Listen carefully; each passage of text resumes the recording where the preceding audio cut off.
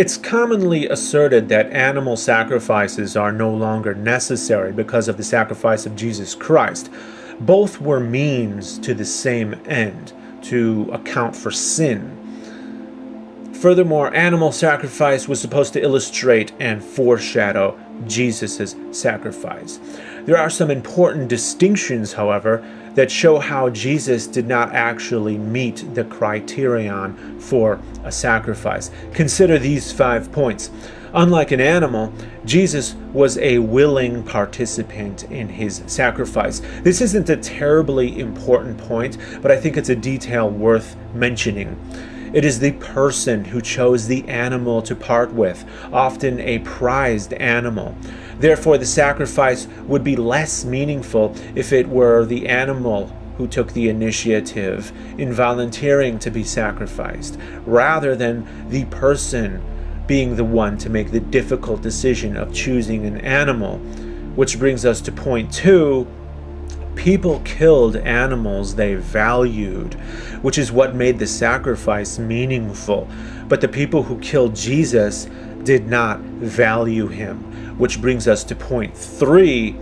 Animals were killed specifically because they were intended to be a sacrifice for the people who killed them. A person offered an animal to God and killed it.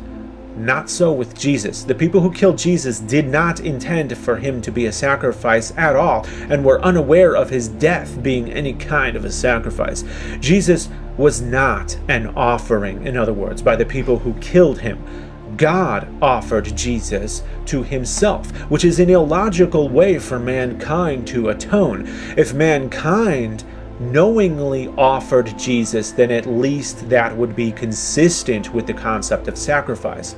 For example, if an ancient man's goat was unknowingly killed by a pack of wolves in the night, could the ancient man wake up the next morning to find his dead goat and legitimately say that he sacrificed his goat?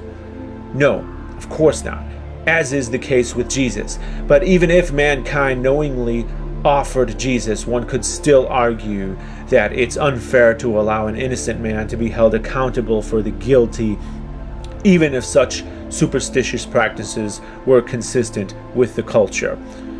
Number 4, animal sacrifices weren't retroactive like Jesus' sacrifice. First came sin, then came the sacrifice. The opposite is so for everyone who has lived after Jesus' death. It would be shallow and insincere to kill an animal as an insurance policy just in case you sin in the future. Or to, for example, kill your goat on a Friday because you plan to have sex with your mistress on Saturday. This way, the sacrifice loses most of its meaning because you can sin with the assurance that a sacrifice has already been made on your behalf, like the so-called sacrifice of Jesus Christ. And 5, lastly, if an animal came back to life after it was killed, then it would be impossible to sacrifice it. One could argue that Jesus was never actually sacrificed at all. So consider this illustration. Imagine that you're living before the time of Christ. You are going to sin in the near future, so your goat, of its own volition, seeks out a den of wolves, and the wolves kill it, unbeknownst to you. Then the goat comes back to life and returns home.